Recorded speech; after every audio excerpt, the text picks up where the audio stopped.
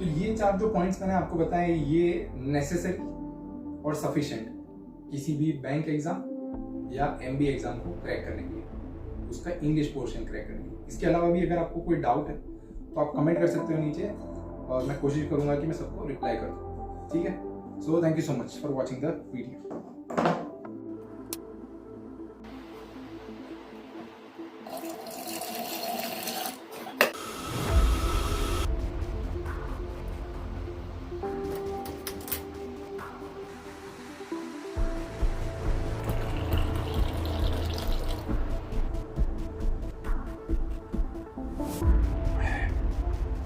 Let's start.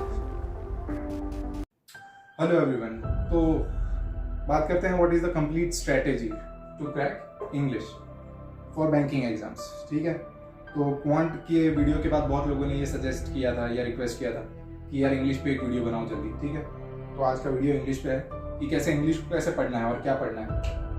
तो सबसे पहली चीज जिसकी हमें बात करनी है वो है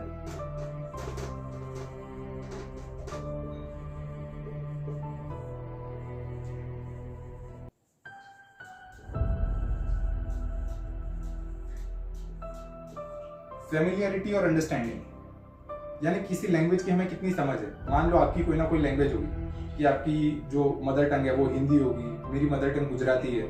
ठीक है, तो हम सबकी जो भी लैंग्वेज है मदर टंग है या जो लैंग्वेज हमने बहुत बोली है, सुनी है, ज्यादा पढ़ी है, जिस लैंग्वेज में हम हर रोज बात करते हैं, उस लैंग्वेज में अगर कोई गलत सेंटेंस कोई बोलेगा तो हमें शायद ना पता चले कि इसमें क्या गलत है, लेकिन हमें ये तो पता चल जाएगा कि इस सेंटेंस में कुछ गलत है।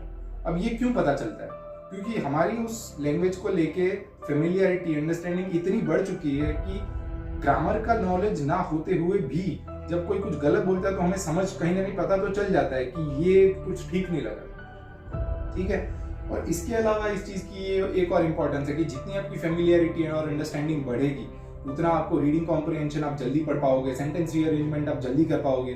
ठीक है, तो इन सब चीजों के लिए फेमिलियरिटी और अंडरस्टैंडिंग बहुत इंपॉर्टेंट है, जिसको बहुत लोग स्किप कर देते हैं। क्योंकि हम जब एग्जाम की तैयारी करते हैं तो हम देखते हैं कि भाई सिलेबस क्या है, टॉपिक क्या है।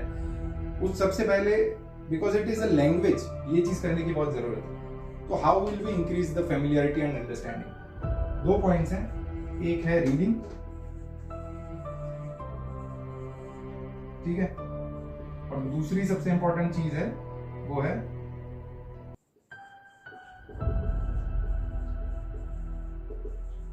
ठीक है, रीडिंग का मतलब क्या है, क्या पढ़ना है। तो जैसे कि मैंने पहले भी कहा है शायद कि एडिटोरियल आपको पढ़ना है। ठीक है, एडिटोरियल आपको पढ़ना ही पढ़ना है, और उसके साथ अगर आपके पास टाइम है और अगर आप एक थोड़ा एक्स्ट्रा एफर्ट करना चाहते हो, this will do wonders for you कि आप नॉवेल्स भी पढ़ो। ठीक है, अब बीच में अभी मैंने एक कमेंट देखा था कि एडिटोरियल्स पढ़ना क्यों इंपॉर्टेंट है, क्या हम सिर्फ नॉवेल्स नहीं पढ़ सकते?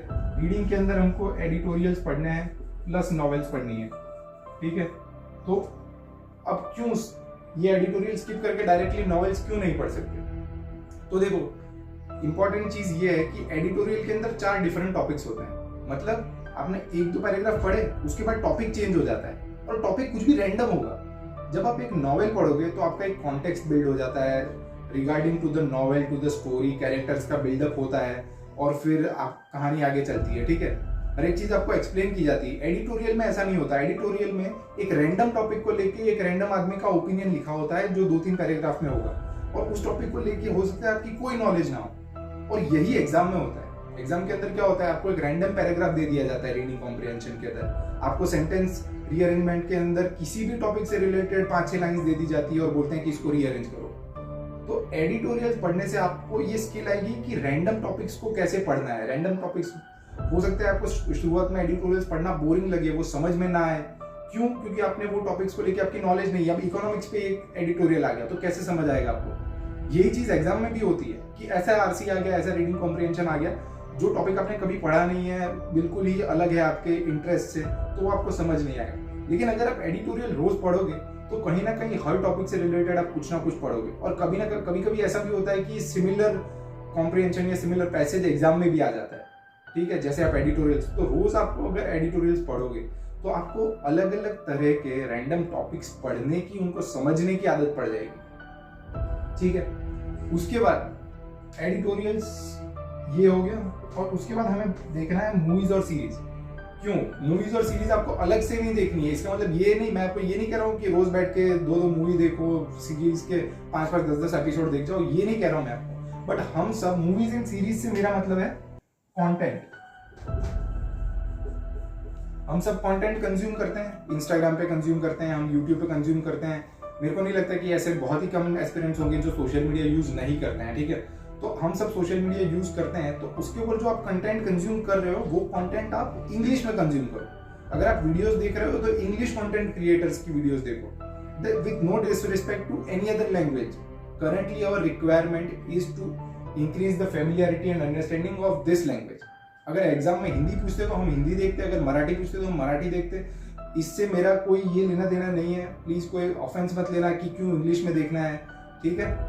तो मूवीज एंड सीरीज जो भी आप देखो, मूवी देखने का मन कर रहा है तो इंग्लिश देखो, आप वैसे भी मूवीज देखते हो, हम सब देखते हैं, तो जब भी देखने का मन करे तो इंग्लिश में देखो, सीरीज देखने का मन करे इंग्लिश देखो, टिल योर प्रिपरेशन एंड्स, ठीक है। आप कोशिश करो कि मेजोरिटी आप जो कंटेंट कंज्यूम कर रहे हो वो आप इंग्लिश में कंज्यूम करो। तो आपको एक चीज होती है ना कि कुछ लोगों को ये हैबिट होती है कि आप पढ़ रहे हो और साथ साथ में अपने दिमाग में ट्रांसलेट कर रहे हो, कि इंग्लिश में पढ़ा आप दिमाग में हिंदी में उसको ट्रांसलेट करने की कोशिश कर रहे हो, या लिखते वक्त या बोलते वक्त आपको ट्रांसलेट करके लिखना पड़ रहा है। तो जब आप मूवी सीरीज और कंटेंट इंग्लिश में कंज्यूम करने लगोगे, रीडिंग इंग्लिश में करने लगोगे, तो क्या होगा कि वो जो ट्रांसलेशन करना पड़ता है ना आपको, वो आपको नहीं करना पड़ेगा। सीधा सीधा आप चीजों को देख के आपको समझने की आदत पड़ जाएगी, आपका ब्रेन हैबिचुअल हो जाएगा इंग्लिश लैंग्वेज को पढ़ने का, इंग्लिश लैंग्वेज को सुनने का, समझने का। इससे बहुत बेनिफिट मिलेगा एग्जाम के अंदर, क्योंकि मुझे लगता है कि सबसे ज्यादा किसी सब्जेक्ट का वेटेज है, इंग्लिश इसलिए इंपॉर्टेंट है कि सबसे ज्यादा वेटेज इंग्लिश का ही है। इंग्लिश से ज्यादा वेटेज किसी और सब्जेक्ट का नहीं है। क्यों? आप ये बोलोगे कि 30 मार्क का आता है इंग्लिश, तो ठीक है, अब 30 मार्क का इंग्लिश आता है और क्वांट रीजनिंग भले 35-35 मार्क का आता हो, लेकिन इंग्लिश प्रीलिम्स में आता है, मेंस में आता है। उसके अलावा जो आपको पैसेज या ईमेल राइटिंग या जो टास्क होता है, ठीक है, जो मेंस एग्जाम में आपसे करवाया जाएगा, वहां पे भी आपको इंग्लिश हेल्प करेगा, आपको इंटरव्यू में भी इंग्लिश हेल्प करेगा। और इसीलिए मेरे को लगता है कि इंग्लिश कहीं ना कहीं सबसे important subject from the perspective of clearing the exam. Now this was the first point कि फेमिलियरिटी और अंडरस्टैंडिंग हमें इंप्रूव करनी है। तो उसके लिए क्या करना है? रीडिंग करना है, मूवीज एंड सीरीज। अगर रीडिंग करते हो तो एडिटोरियल तो पढ़ना ही पढ़ना है, और अगर ज्यादा एफर्ट डालना चाहते हो तो एडिटोरियल के साथ नॉवेल्स पढ़ सकते हो। मैं नॉवेल्स रेगुलरली पढ़ता हूँ, नॉवेल्स या बुक्स रेगुलरली पढ़ता हूँ, और क्योंकि मेरे पास भी इतना टाइम नहीं होता है तो मैं ये सोचता हूँ कि हर रोज 10 पेज पढ़ूंगा या हर रोज 5 पेज पढ़ूंगा। किसी दिन टाइम नहीं होता है तो 2-3 पेज पढ़ लिए, लेकिन आप पढ़ने की हैबिट डेवलप करो। वो धीरे धीरे आपको बस रेगुलर पढ़ना, ये नहीं कि एक दिन में 100 पेज पढ़ डाले, पूरी नॉवल पढ़ डाली। हमको किसी के साथ कंपीट नहीं करना है। लोग पढ़ते होंगे एक दिन में 2-2 किताबें, हमें नहीं पढ़नी। हम दिन में 10 पेज भी पढ़ लें, ठीक है, बहुत है। चलते हैं सेकंड पॉइंट की ओर, ठीक है। तो सेकंड सबसे इंपॉर्टेंट पॉइंट है वोकैब।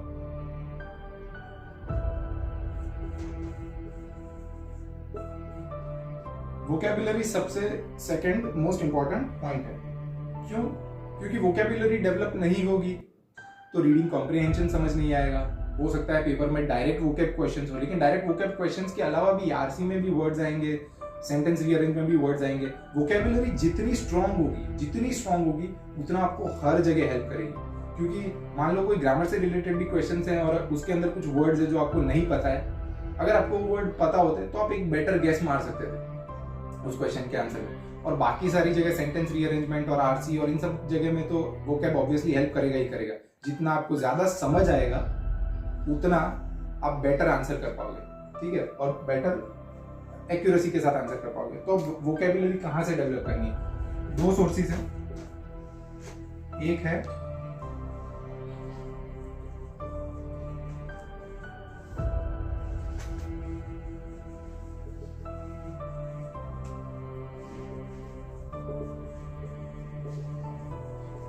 अब आप जो रोज एडिटोरियल पढ़ोगे उसके अंदर आपको सिर्फ एडिटोरियल नहीं पढ़ना है। एडिटोरियल पढ़ते पढ़ते अंदर से आपको वर्ड्स लेते रहना है। ठीक है। तो अब जब आप एडिटोरियल पढ़ना स्टार्ट करोगे, हो सकता है शुरू में आपको ऐसे बहुत सारे वर्ड्स मिले जो जिसके मीनिंग आपको ना पता हो, ठीक है। 20-25 वर्ड मिले तो 20-25 वर्ड्स आपको लिखने नहीं, आपको दिन में 5 से 10 वर्ड्स ही नए सीखना है जो एडिटोरियल से आप सीख रहे हो, क्योंकि ब्रेन की भी एक कैपेसिटी होती है। आपको सिर्फ उस दिन अगर 25 वर्ड मिल गए तो आपको थोड़ी ना सिर्फ 25 वर्ड याद रखना है, आपको रोज जो नए वर्ड्स आ रहे हैं वो आपको याद रखना है। तो आप कोशिश करो कि 5 से 10 के बीच में ही नए वर्ड्स आपको रोज लिखने हैं जो एडिटोरियल से आपको मिले। और उसके अलावा वर्ड पावर मेड इजी नाम की एक बुक आती है नॉर्मन लुइस की। अब इस बुक को 2 से 3 बार ट्राई करो कि 2 से 3 बार, और अगर और ज्यादा पढ़ना चाहते हो तो 1-4 बार भी पढ़ सकते हो। इस बुक के अंदर वर्ड रूट्स दिए हुए हैं। वर्ड रूट्स आपको एक बहुत अच्छी अंडरस्टैंडिंग देंगे कि इंग्लिश में वर्ड्स कैसे बनते हैं, उनके रूट्स क्या हैं, उनके ग्रीक रूट्स, उनके इटालियन रूट्स, लैटिन रूट्स, ये सब उसके अंदर बताए हुए हैं। तो वो भी आपकी थोड़ी सी अंडरस्टैंडिंग डेवलप करेगा।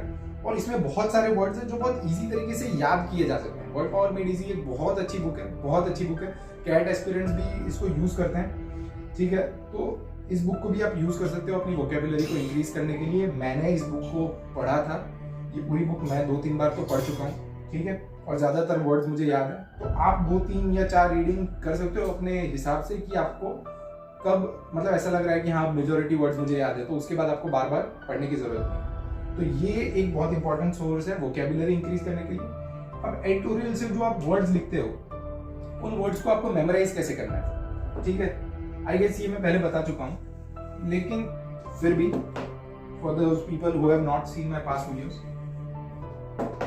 तो एडिटोरियल से मान लो आज आपने 5 वर्ड सीखे, तो आपने ऐसे एक नोटबुक बनानी है आपको, ठीक है, नोट्स बनाना है कि ये 5 वर्ड लिख लिए। अब ये आज के 5 वर्ड है। अब नेक्स्ट डे आपने और 5 वर्ड सीखे, तो आपने इसके नीचे लिख लिया। अब क्या करना है, जब आपने नेक्स्ट डे ये 5 वर्ड्स लिखे, तब आपको ये 5 वर्ड्स रिवाइज करने हैं। इन 5 वर्ड्स को देखना है कि कौन से क्या वर्ड थे, ठीक है। फिर थर्ड डे पे, डे आफ्टर टुमारो, फिर क्या करना है, और 5 वर्ड्स मिले, ठीक है, और 5 वर्ड्स मिले, फिर ये सारे के सारे वर्ड्स रिवाइज करना। ये सारे वर्ड्स आप रिवाइज करोगे। ये आपको कहां तक करना है, on last day you might have a list of 200-300 words. I had a list around 300 के आसपास की मेरी लिस्ट थी। On last day I revise all the words. आप जब भी नए वर्ड्स ऐड करो, आपको प्रीवियस सारे वर्ड्स रिवाइज करने हैं। And I know what you are thinking, ये बहुत मेहनत है, but trust me it doesn't take a lot of effort, ठीक है। क्योंकि मान लो कि आपको ये 5 वर्ड एक बार याद हो गए ना, उसके बाद आपको सिर्फ देखना ही है। उसके बाद देखने से लगे कि हाँ ये पता है मेरे को, ये पता है, ये पता है, ये पता है। After that it doesn't take that much effort. Only initially when you are memorising, जब आप याद कर रहे हो वर्ड्स, तभी आपको ये टाइम लगेगा इस चीज को करने में। बाद में तो बहुत फटाफट होने लगेगा, ठीक है। तो आपकी जो लिस्ट है, क्यों ये बार बार क्यों रिवाइज करना है? क्योंकि मैं ये सोचता हूँ कि 1000 वर्ड याद कर लेना इंपॉर्टेंट नहीं है। किसी आदमी ने 1000 वर्ड की वोकेबुलरी की लिस्ट बना दी, पर उसको याद कुछ भी नहीं है उसमें से, एग्जाम में वो वर्ड आ रहा है आपको याद ही नहीं है, तो उसको कोई पॉइंट नहीं है। इससे बेटर मान लो 300 वर्ड है और 300 के 300 आपको याद है, ये आपको हमेशा का हमेशा याद रहे ये 300 word, that is more important. तो एग्जाम में इनमें से कोई भी वर्ड आए तो आप भूलने नहीं चाहिए। Instead of learning this much and remembering nothing, learn this much and remember everything. It's better. Why it is better? Because you might say कि learning this much is important, कि उसमें से भले थोड़ा सा, no, initially you have learn this much, आपने इतना अभी याद किया है, लेकिन हो सकता है कि आपका फर्स्ट अटेम्प्ट में ना हो, because that is the truth, right. कि जो मैक्सिमम एस्पिरेंट्स हैं उनमें से सबका तो नहीं होगा पहले अटेम्प्ट में, दूसरे अटेम्प्ट में, ठीक है। तो अगर आपका नेक्स्ट अटेम्प्ट में जाओगे तो ये आपका बिल्डिंग प्रोसेस चलता रहेगा। तो नेक्स्ट टाइम आपके पास लिस्ट होगी 500 या 600 या 800 वर्ड्स की। This will continuously keep upgrading your vocabulary. तो आपको इसलिए ये फॉर्मूला अपनाना है कि आपको ये सोचना है कि मैंने जो भी पढ़ा है वो मुझे आता है और वो मुझे याद है। इस चीज को आपको भूलना नहीं। ये नहीं कि सब पढ़ लिया और कुछ नहीं आता। बहुत पढ़ते हैं, बहुत लोग ऐसे होते हैं कि बहुत पढ़ते हैं, आता कुछ भी नहीं। ये गलती नहीं करनी है। अगर आपने एक चीज पढ़ी तो बस आपको वो याद होनी चाहिए, वो आपको आनी चाहिए, भले उसमें आप ज्यादा टाइम लगाओ कंपेयर टू अदर पीपल। तो ये था सेकंड पॉइंट कि आपको वोकैबुलरी कैसे पढ़नी है और कहाँ से पढ़नी है। उसके बाद क्या इंपॉर्टेंट है, उसके बाद है प्रैक्टिस।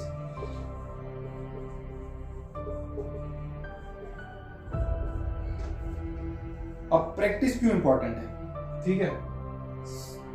किसी भी एग्जाम में सबसे इंपॉर्टेंट चीज होती है क्वेश्चंस को प्रैक्टिस करना। क्वेश्चंस क्यों प्रैक्टिस करना है, ताकि आपके दिमाग में एक हैबिट पड़ जाए, एक फेमिलियरिटी आपकी क्वेश्चन से रिलेटेड ही आ जाए कि किस तरह के क्वेश्चंस पूछे जाते हैं एग्जाम। तो आपको मॉक्स देने हैं, ठीक है। और मैंने जो सोर्स, एक ही सोर्स यूज किया था, मैंने किसी बुक के कोई क्वेश्चन सॉल्व नहीं किए, मैंने सिर्फ मॉक्स में जो क्वेश्चन थे वही सॉल्व किए। आपको सेक्शनल मॉक्स मिलते हैं, आपको टॉपिक वाइज मॉक्स मिलते हैं, आपको कंप्लीट मॉक्स मिलते हैं, फुल टेस्ट। अब ये तीनों टाइप के जो मॉक्स हैं मैं सब देता था आपको। हर जगह से जितने मॉक्स मिले, जितने ज्यादा प्रैक्टिस कर सकते हो, स्पेसिफिकली रिलेटेड टू इंग्लिश, क्योंकि हम इस वक्त कोई और सोर्स फॉलो नहीं कर रहे हैं, ठीक है। मैंने स्ट्रेटेजी में और कुछ आपको बताया नहीं है, और मैंने पर्सनली कुछ फॉलो नहीं किया था।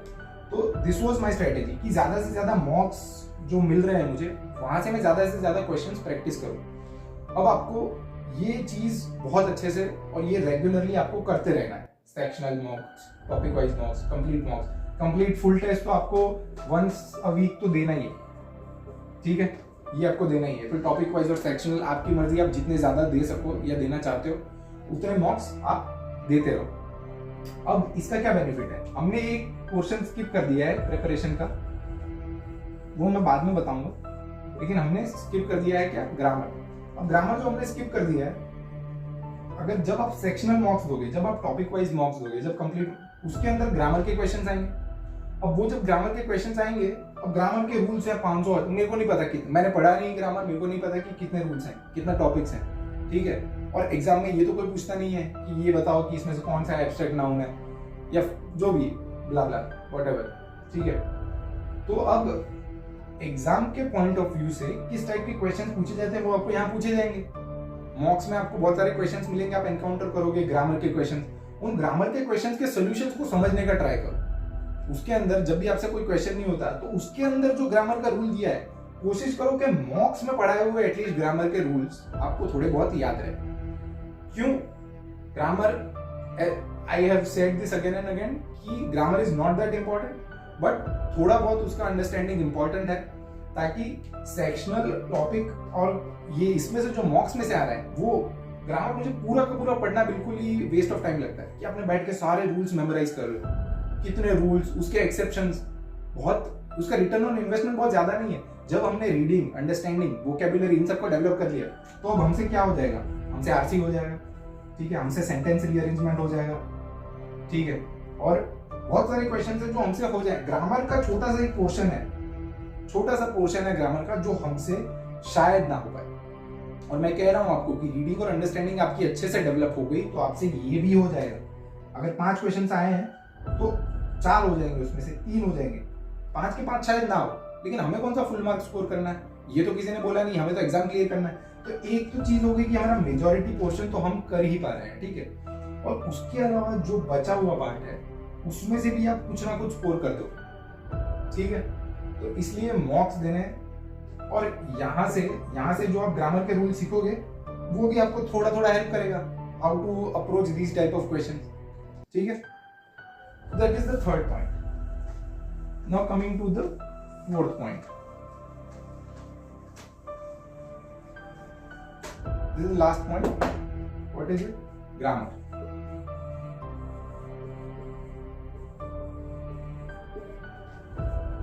अब ग्रामर वैसे तो मैं सजेस्ट करूंगा कि मेजॉरिटी ऑफ स्टूडेंट्स के लिए ग्रामर जरूरी नहीं, बट फिर भी कोई बहुत ही इंग्लिश को लेके अंडर कॉन्फिडेंट है, किसी को लग रहा है कि नहीं सर मेरा बाकी चीजों से नहीं हो पाएगा या मेरे को ग्रामर पढ़ना ही पड़ेगा, तो इसका एक अच्छा सोर्स जो है, जो मैंने अपने आसपास एस्पिरेंट्स को यूज करते हुए देखा है और उससे अच्छे रिजल्ट्स उनको मिलते हुए देखा है, that source is Plinth to Paramount.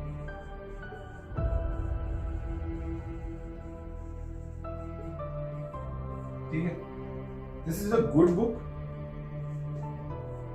And there is another book called Wren and Martin.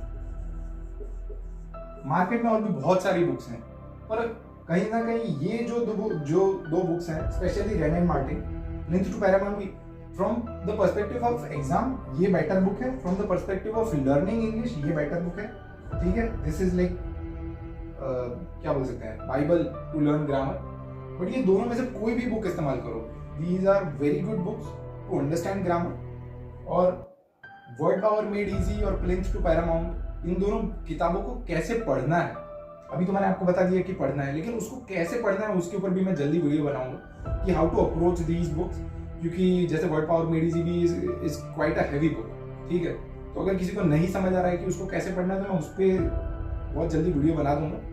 तो अभी बस ये आपको बताने के लिए है कि अगर ग्रामर से रिलेटेड आपको कुछ समझ नहीं आ रहा है, या मतलब आपको ग्रामर है ऐसा कि नहीं मुझे पढ़ना ही है ग्रामर, तो लिंक्स टू पैरामाउंट पढ़ सकते हो या रेन एंड मार्टिन पढ़ सकते हो। इन दोनों में से कोई भी बुक फॉलो करो, you will get a good knowledge of English grammar. I think these 4 points are enough to learn and score very good in English.